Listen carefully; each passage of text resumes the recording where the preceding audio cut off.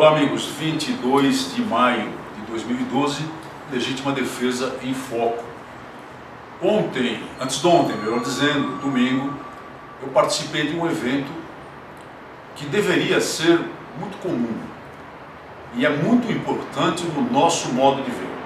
Um evento familiar, um evento congregando maridos, esposas, filhos, em uma unidade militar, no caso o 2º Batalhão de Polícia do Exército, onde foi realizado com o patrocínio da Sociedade Amigos da Polícia do Exército.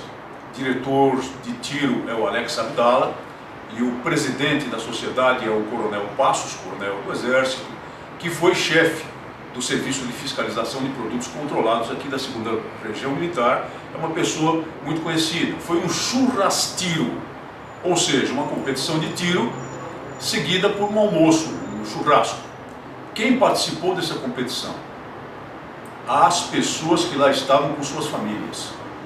Houve uma prova masculina de pistola e revólver, 2 provas, portanto, de pistola e revólver masculina, e provas de pistola e revólver na categoria feminina também. As crianças estavam lá, havia várias crianças com seus pais, acompanhando, não participando, nesse caso não, as crianças não participaram da prova, mas estavam acompanhando os seus pais em uma atividade lícita, uma atividade legal, uma atividade positiva, uma atividade construtiva para o país, que é a prática do tiro desportivo. Um belo espetáculo, não havia uma grande multidão, como nós vemos aí nas imagens daqueles famosos shows de tiro lá dos Estados Unidos, que congregam também os avós, os pais, os filhos e os netos, num belíssimo espetáculo de caráter cívico. Mas era um número importante de pessoas, famílias participando desse evento, e eu tive a oportunidade de conferir a premiação do evento, em ambas as categorias. Fiz um pronunciamento exatamente falando, repetindo aquilo que temos dito aqui sempre e em todos os foros de debate, que os atiradores desportivos, e aí nós incluímos também os colecionadores e caçadores, são uma verdadeira segunda reserva do país. A primeira reserva é treinada pelas Forças Armadas no serviço militar obrigatório, do Exército, da Marinha de Guerra, na Força Aérea. E é claro que nós temos a reserva ativa, que é composta pelo núcleo das Forças Militares e pelo conjunto das polícias militares do Brasil também.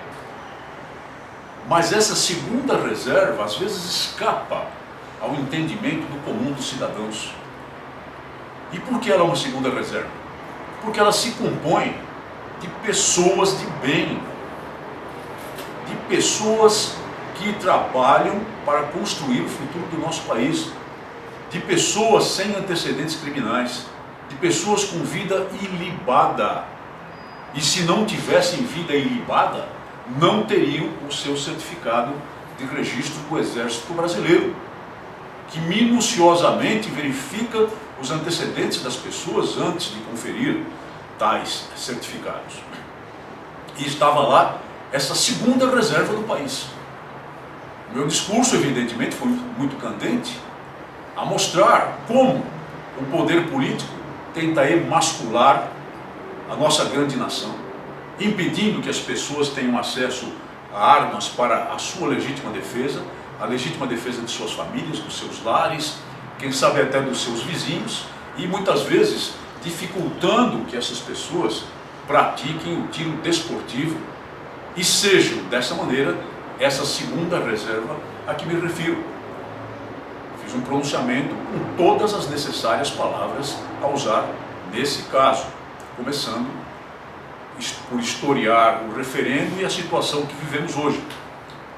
Estava lá um grande lutador, um grande combatente do referendo, que participou da prova de tiro também. Eu tive a honra de premiar, de entregar o prêmio a ele, o professor Benedito Barbosa, presidente do movimento Viva Brasil, a confirmar, ouviu atentamente as minhas palavras e para confirmar o que elas significavam, a validade delas, o que fez posteriormente nas conversas entre as pessoas.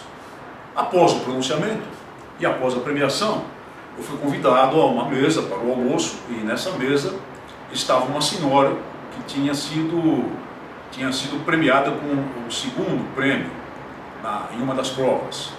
Essa senhora era esposa, aliás, de um dos oficiais do Exército presente. E ela me disse que nunca tinha parado para pensar naquilo que eu disse no meu pronunciamento. Vejam, ela é atiradora desportiva. Ela pratica constantemente o tiro desportivo, no convívio familiar, no convívio com o marido. Mas ela confessou que nunca tinha examinado por esse ângulo, o ângulo da segunda reserva. Uma pessoa de bem, uma pessoa preparada, uma pessoa que entende o valor da prática do tiro desportivo, mas nunca tinha pensado por esse ângulo.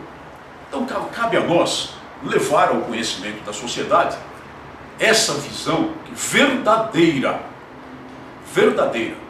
a respeito dos atiradores desportivos, a respeito daqueles que creem, acreditam no direito que nós reputamos constitucional à legítima defesa e que, portanto, detêm a posse mansa e pacífica, nunca me canso de repetir, a posse mansa e pacífica de armas de fogo para, em uma emergência, quando falhar a força pública, e infelizmente acontece da força pública falhar, numa emergência, possam defender a si mesmos, defender as suas famílias, os seus vizinhos, os seus lares. Nunca devemos nos cansar de informar essa realidade e essa verdade à nação brasileira. Continuamos a ser pressionados e continuamos a não ter os nossos direitos reconhecidos pelo poder político, apesar da decisão clara, por ampla maioria de 2/3, tomada pelo povo brasileiro no referendo de 2005. Mas a nossa voz não pode silenciar. Amigos atiradores desportivos, que são a segunda reserva para uma emergência nacional, não se deixem abater. E nos seus círculos de relacionamento, transmitam essa mensagem. Ampliem essa mensagem, como eu disse também na mesma conversa, porque é de pouca valia ficarmos falando entre nós. Nós temos de ampliar essa mensagem para outros círculos de pessoas que talvez não sejam praticantes do tiro desportivo, pessoas que talvez nunca comprem uma arma de fogo, nunca queiram ter uma arma de fogo na sua vida, e que é uma posição perfeitamente justa, perfeitamente lícita também, da mesma forma, com a mesma validade moral da posição daqueles que querem se armar para a sua própria defesa ou para o tiro desportivo. Mas pessoas de bem, inteligentes, que sejam capazes de entender essa realidade, para que essa categoria seja reconhecida e para que, aos poucos, até mesmo a discriminação praticada pelos meios de comunicação em relação a essa bela categoria de brasileiros finalmente termine. Muito obrigado por sua atenção e até o nosso próximo programa.